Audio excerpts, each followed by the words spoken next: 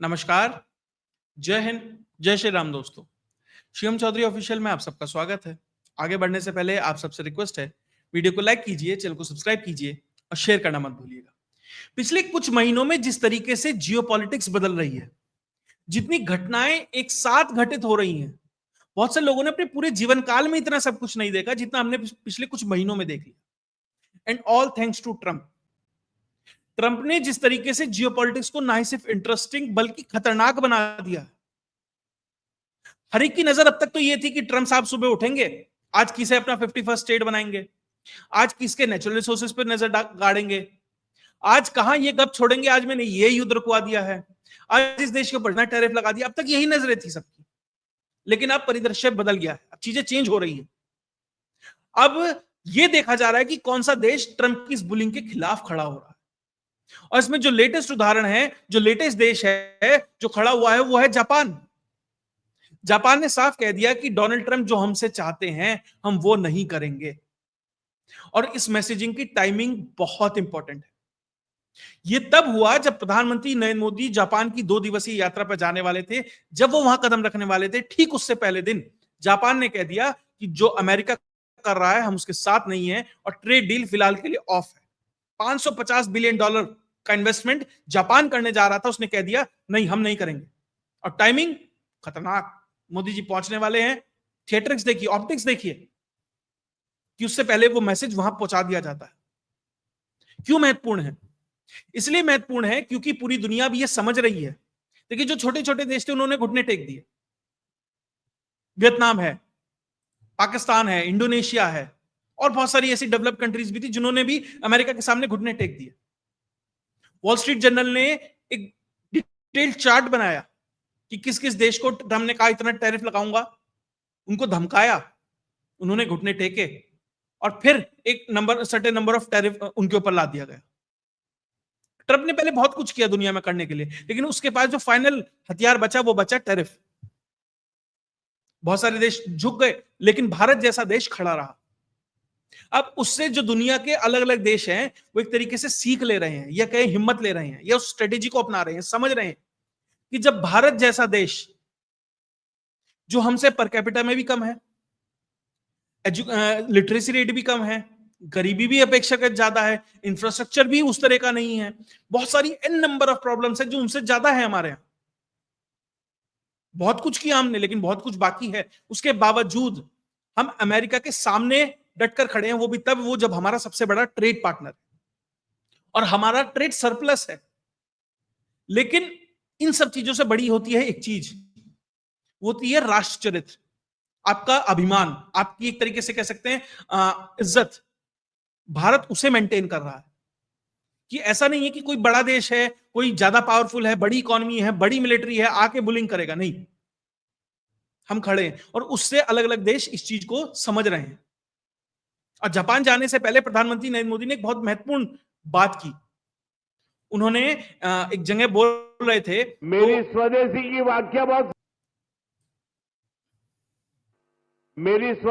वाक्य बहुत सिंपल है। पैसा किसका लगता है उससे मुझे कोई लेना देना नहीं है। वो डॉलर है, पाउंड है, वो करेंसी काली है, गोरी है, मुझे कोई लेना देना नहीं है। लेकिन जो प्रोडक्शन है उसमें पसीना मेरे देशवासियों का होगा। तो मैसेज क्लियर है। डॉलर है कि पाउंड है, करेंसी कोई भी है, पसीना मेरे भारतीयों का होगा।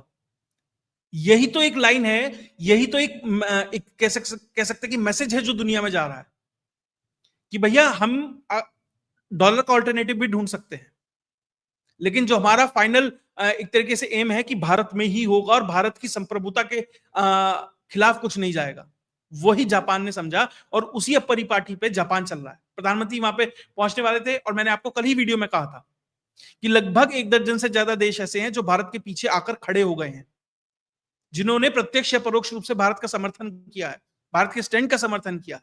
जापान ने अब तक बयान दिया था, अब एक्शन भी लिया और मोदी के पहुंचने से ठीक पहले लिया। हुआ क्या है?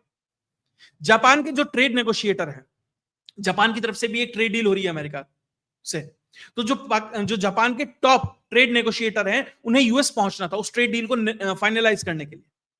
उन्होंने वो ट्रिप कैंसिल कर दी। ठीक कब? जब मोदी पहुंचने वाले हैं। क्या थी वो ट्रेड डील? ट्रेड डील ये थी कि जो जापान है वो लगभग $550 बिलियन, पाकिस्तान की अर्थव्यवस्था नहीं है इतनी, $550 बिलियन अमेरिका में इन्वेस्ट करेगा। और होगा क्या कि अमेरिका ने जो अभी 25% टैरिफ जापान के ऊपर लगाया हुआ है, जापान इतना परेशान है उस 25% टैरिफ की वजह से कि जो उसकी ग्रोथ रेट 1.2% होनी थी वो मात्र 0.7% है। और सबसे ज्यादा हिट हुआ है क्या? वहां का ऑटो सेक्टर।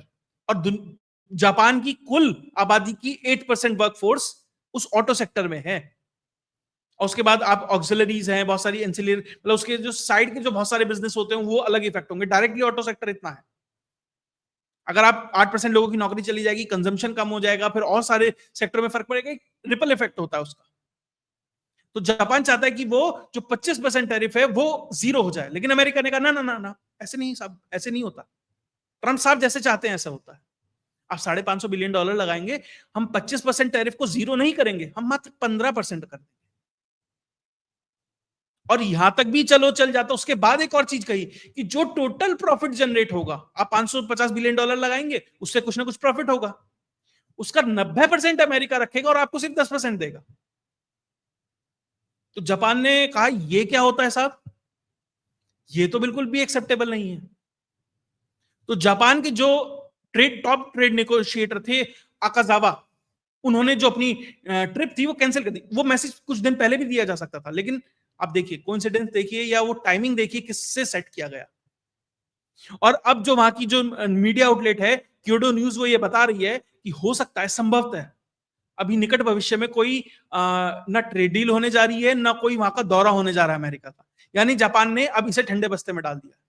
और बहुत बड़ा झटका है ट्रंप के लिए, क्योंकि इतना पैसा शायद ही कोई देश अमेरिका के अंदर लेके आ सकता है। जो टैरिफ जो उसने बढ़ाया है उसे कॉम्पनसेट करने के लिए, जो नुकसान हुआ है अमेरिकी व्यापार का, उसे कॉम्पनसेट करने के लिए उसे ऐसे ही बड़े इन्वेस्टमेंट चाहिए थे। और अगर वो नहीं आएंगे तो आप देखिए क्या हो रहा है। उसके बरक्स जापान भारत के साथ क्या कर रहा है, ये और महत्वपूर्ण है। प्रधानमंत्री नरेंद्र मोदी वहां पहुंच रहे हैं। वहां जाने के बाद सबसे पहली बात तो वहां के जो प्रधानमंत्री है उनके साथ क्वाड के ऊपर बैठक हो रही है, बातचीत हो रही है। क्योंकि जापान ही था जो क्वाड लेकर आया था, शिंजो आबे थे वही क्वाड लेकर आए थे। उनके साथ अब वो चीजें, जापान के साथ उन चीजों को बेहतर किया जा रहा है कि अमेरिका की इसमें जो एक तरीके से प्रेजेंस है, उसके रोल को किस तरीके से असेस किया जाए, उसके ऊपर बात है। उसके अलावा जो इन्वेस्टमेंट है, जापान अगले 10 साल में भारत के अंदर $70 बिलियन, अभी तो प्रस्तावित है इतना। अगर भारत का ग्रोथ इंजन बढ़ता है, तेजी से चीजें आगे बढ़ती है, तो इन्वेस्टमेंट और बढ़ेगा। अगर $550 बिलियन वो अमेरिका में लगा रहा था, और वो कहां से लाता? बैंकों से तो उठाता ना पैसा, अलग अलग जगह से पैसा उठाता और रिटर्न आता 10%। अगर उसे ही लगे कि भैया भारत में इसका आधा पैसा लगा के अगर रिटर्न अच्छा आता है, भारत की इकोनॉमी अच्छी तेजी से बढ़ती है, तो हो सकता है कि $70 बिलियन से बढ़कर 170 हो जाए, 270 हो जाए। अभी कम से कम इतना ही प्रस्तावित है। डिफेंस टाइज जापान के साथ बेहतर हो रहे हैं, ट्रेड टाइज बेहतर हो रहे हैं, टेक्नोलॉजिकल एडवांसमेंट आ रहा है। जापान की 1400 से ज्यादा कंपनियां भारत में काम कर रही हैं, वो इन्वेस्टमेंट लेकर आ रही हैं। अभी सुजुकी का एक्सपोर्ट प्लांट पे प्रधानमंत्री नरेंद्र मोदी पहुंचे ही थे।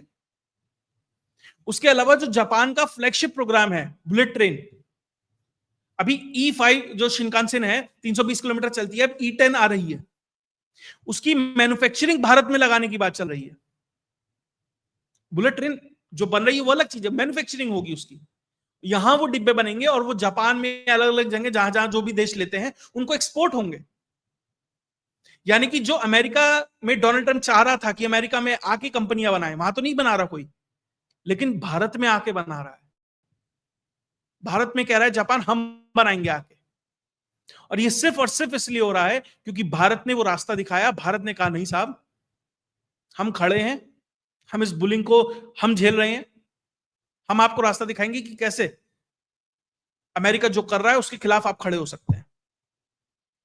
और चीन हो, रशिया हो, ऑस्ट्रेलिया हो, जापान हो, फिनलैंड हो, डेनमार्क हो, फ्रांस हो, हर कोई भारत के साथ इस मुहिम में अब खड़ा है। और ट्रंप उसी डेस्परेशन में अब गलतियां करेगा। इसका साथी है ना वो पीटर नोवेरो, इसका ट्रेड एडवाइजर, जेल वेल भी चला गया था वो उस कैपिटल हिल वाले मामले में, सब कुछ में। दरअसल वो इसका ब्रेन है और वही इसको सब कुछ दे रहा है और वही एक तरीके से गर्त में पहुंचा रहा है चीजों को। क्या कह रहा है कि मोदी की वॉर है। अब वो हर चीज मोदी के ऊपर जिस तरीके से लाकर लाद दिया गया, उसने एक तरीके से स्टेचर और बढ़ा दिया मोदी का। अब वो फोर फ्रंट में खड़े होकर खेल रहे हैं, इसलिए चीजें अब यहां से और इंटरेस्टिंग होने वाली है। अभी मैं एक अमेरिकन शो है उसके ऊपर देख रहा था, वहां पे जो एंकर था उसने एक बहुत महत्वपूर्ण चीज कही कि जो ये ट्रंप ने मोदी को एक तरीके से पोक किया भारत के ऊपर, जिस दिन ये 50% टैरिफ लगा, वो इन्फ्लेक्शन पॉइंट था जहां से वर्ल्ड ऑर्डर का जो बैलेंस है वो शिफ्ट होना शुरू हो गया। अब धीरे धीरे चीजें शिफ्ट होंगी, यहां से नए ब्लॉक्स बनेंगे, पुराने ब्लॉक टूटेंगे, जो अमेरिका की हेजेमनी है वो डाउन होगी। आज अमेरिका में महंगाई इस हद तक है, बहुत सारी ऐसी वीडियोस वायरल हो रही हैं, आप जाएंगे अलग अलग प्लेटफॉर्म के ऊपर, वहां लोग बता रहे हैं कि भैया क्या क्या चीज 25%, 30% ऑलरेडी महंगी हो चुकी है। और अभी तो वो जो प्रोडक्ट है ना वो है जो पिछले 3-4 महीने के स्टॉक में पड़े होंगे। अभी तो टैरिफ तो अब से लगा है ना भारत पे या अलग अलग देशों पे, तो अब जो प्रोडक्ट वहां पहुंचे होंगे आज की तारीख में वो महंगे पहुंचे होंगे, तो अगले 3 महीने में जब वो प्रोडक्ट मार्केट में आएंगे, 2 महीने में या 1 महीने में मार्केट में आएंगे, तब देखिए महंगाई किस बेतहाशा तरीके से बदलेगी। तो ये सारे अमेरिकन जब उस महंगाई का दंश झेलेंगे ना, तो इस डोनाल्ड ट्रंप नाम के व्यक्ति का विसर्जन ले जाकर उसे पैसिफिक में कर देंगे। अगर ऐसे ही चलता रहा, चीजें धीरे से और जल्दी ही मैनेज नहीं हुई अमेरिका में, तो अभी तो मिड टर्म इलेक्शंस आने वाले हैं, तो अमेरिका का क्या हाल होने वाला है आप समझ सकते हैं, और ट्रंप का क्या हाल होने वाला है, अमेरिका का भी और ट्रंप का भी, दोनों का ही, तो समझ सकते हैं कि क्या होने वाला है। लेकिन इस पूरे घटनाक्रम में जहां जापान अमेरिका को नजरें दिखा रहा है, भारत के साथ खड़ा आपको दिखाई देता है। अब कहने को तो प्रधानमंत्री वहां 15वीं जापान इंडो समिट के लिए गए हैं, लेकिन पीछे बहुत कुछ चल रहा है। और मैंने कल ही कहा था कि चाइना से ज्यादा महत्वपूर्ण यात्रा जो है प्रधानमंत्री की, वो जापान यात्रा होने वाली है, और वहीं से वो मैसेज आना शुरू हो गया है। अभी तक तो ट्रेड के फ्रंट पे भारत के लिए अच्छी खबरें आ रही थी कि भैया जापान और ये सब किस तरीके से साथ खड़े हो रहे हैं, अमेरिकन बुलिंग को आग दिखा रहे हैं। एक नई खबर आई है जो बहुत अच्छी है। अभी जो रशियन ऑयल था उसके ऊपर एक प्राइस कैप लगा हुआ था पूरी दुनिया में कि $60 से ऊपर रशिया तेल नहीं बेच सकता। ये लगा वेस्ट को भैया $60 पे फिजिबिलिटी नहीं आएगी, नुकसान होगा, वो बेच नहीं पाएगा। रशिया ने कहा कोई दिक्कत नहीं, हम बेचते हैं। अब उन्हें लगा यार $60 पे बेच रहा है, भारत रिफाइन करके बेच रहा है, भारत भी पैसा कमा रहा है, रूस भी पैसा कमा रहा है, और हमारा कुछ बन नहीं रहा है। तो उन्होंने अब 2 तारीख से, 2 सितंबर से यूरोपियन यूनियन ने कह दिया है कि वो प्राइस कैप घटकर $60 से $47.5 हो जाएगा, यानी कि लगभग $13 और कम हो जाएगा। अब आप ये देखिए उसका फायदा किसे होगा, निश्चित तौर पर भारत को होगा, यानी भारत को अब और सस्ता तेल मिलेगा, यानी कि लगभग लगभग 20 से 25% का और मुनाफा है। और भारत अब रशिया के साथ सबसे बड़ी दिक्कत ये आ गई है, जिस तरीके से युद्ध के दौरान उनकी रिफाइनिंग फैसिलिटीज के ऊपर यूक्रेन की तरफ से बार बार हमले किए गए, उनकी रिफाइनिंग कैपेसिटी जो है वो हैम्पर हुई है। वो जहां पहले 100 लीटर कर पा रहे थे वो उतना नहीं कर पा रहे, 100% से कम, काफी कम आ गया है। तो उनके लिए एक ऑल्टरनेट रिफाइनर चाहिए, वो भारत है। भारत में वो तेल आएगा, वो रिफाइन करेगा, $60 से पहले तो 47 आएगा, 47.5 आएगा, फिर उसे रिफाइन करेंगे, फिर उसे बेचेंगे, उसमें भी पैसा आएगा। अमेरिका की यही तो फ्रस्ट्रेशन है कि भैया हम कम कम कम कम कम कम करते जा रहे हैं, लेकिन किसी को दिक्कत नहीं हो रही है, ना रूस को दिक्कत है, ना भारत को दिक्कत है, और ऐसे ही चल रहा है। इसीलिए अब चीजें अमेरिका के हाथ से निकलती जा रही हैं। जापान तो का तो संविधान अमेरिका ने लिखा था साहब, वहां पे दुनिया भर के अमेरिका के बेस हैं। ट्रंप ने तो ये तब धमकी दे दी थी जो जो बेस हमारे हैं उन्हें हम कब्जा कर लेंगे, कि वो अमेरिकन प्रॉपर्टी है, हम ही रखेंगे।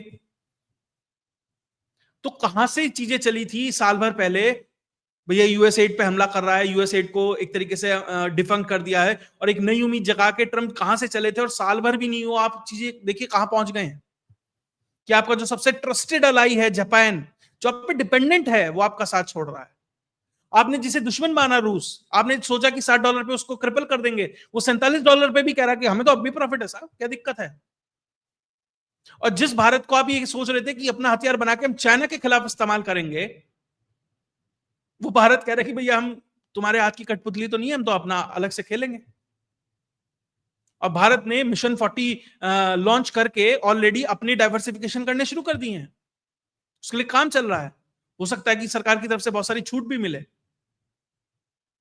और अब तो जो कहा जा रहा है कि लगभग 17 या $20 बिलियन का जो प्रॉफिट हमें रशियन ऑयल से हुआ था, अगर इतना तेल कम हो जाता है, मतलब दाम कम हो जाते हैं, तो वो प्रॉफिट और स्काई रॉकेट करेगा। तो जिस तेजी से चीजें बदल रही हैं, बहुत इंटरेस्टिंग है। शुरुआत ट्रंप ने की, खेल उसके हाथ में अपने हिसाब से चल रहा था, उसके हाथ से निकल गया है, अब मल्टीपल प्लेयर्स के हाथ में आ गया है, और उसमें भी जो सबसे आगे खड़ा है वो भारत है। चुनौतियां बहुत हैं, बहुत कुछ भारत को समझना है, उन चीजों को संभालना है, लेकिन उन चीजों को संभालने की जो कुंजी है वो भी फिलहाल भारत के हाथ में ही है। और जब तक पीटर नोवेरो, स्कॉट बेसेट, इस तरह के जैसे लोग जब तक ट्रंप के साथ रहेंगे, मोदी जी तो थैंक यू कहते रहेंगे कि धन्यवाद ट्रंप साहब, आपने जो किया बहुत बहुत धन्यवाद। अमेरिका, यही भारत मानता था कि भैया इतना $1 बिलियन अमेरिका को भेज दिया है, बस मजा ही मजा। भारत को समझ आ गया कि एक पे डिपेंडेंट नहीं रहना, बहुत जल्दी समझ आ गया। बहुत बड़ी इकोनॉमी बन जाते, उसकी वजह से बहुत बड़ा पार्ट अमेरिका पे डिपेंडेंट हो जाता, तो ज्यादा बड़ी दिक्कत होती। उससे पहले ही हम डाइवर्सिफिकेशन करके चीजों को बेहतर तरीके से मैनेज कर सकते हैं। सबसे पहले थैंक्स टू कोविड, उसके बाद thanks to Pakistan, now thanks to America, कि भैया हम सेल्फ रिलायंट बनने की तरफ बढ़ रहे हैं, डिफेंस में अपना कॉपरेशन बढ़ा रहे हैं, और डिफेंस में अपना काम बढ़ा रहे हैं। अब ट्रेड में भी डाइवर्सिफिकेशन लाकर अपने लिए नए आयाम तय करेंगे। इन तीनों घटनाओं को लैंडमार्क घटनाएं हैं भारत में, पिछले 5 से 6 सालों में भारत के लिए ब्लेसिंग इन डिस्गाइज है। थोड़े थोड़े झटके लग रहे हैं, लेकिन बहुत बेहतर है, भारत चीजें इनसे समझ रहा है। मोदी जी को इन तीनों घटनाओं को धन्यवाद देना चाहिए, और इसी नाम पे डोनाल्ड ट्रंप को भले ही भारत कहते कि भैया ठीक है, ऐसे दे दो नोबेल प्राइज। भैया इसने हमारी चीन की दोस्ती करा दी, इसने हमें बता दिया कि हमें अपना ट्रेड कैसे करना है, डिफेंस सेक्टर में किस तरीके से हम आगे बढ़ रहे हैं। सिंगल आदमी ने कुछ हफ्तों, कुछ महीनों में जो कमाल करके दिखाया, शायद कोई नहीं दिखा पाता। मैं तो इतना कहूंगा मोदी जी की तरफ से थैंक यू ट्रंप। अगर आपको वीडियो विश्लेषण अच्छा लगा तो वीडियो को लाइक कीजिए, चैनल को सब्सक्राइब कीजिए और शेयर करना मत भूलिएगा। जय हिंद, जय भारत।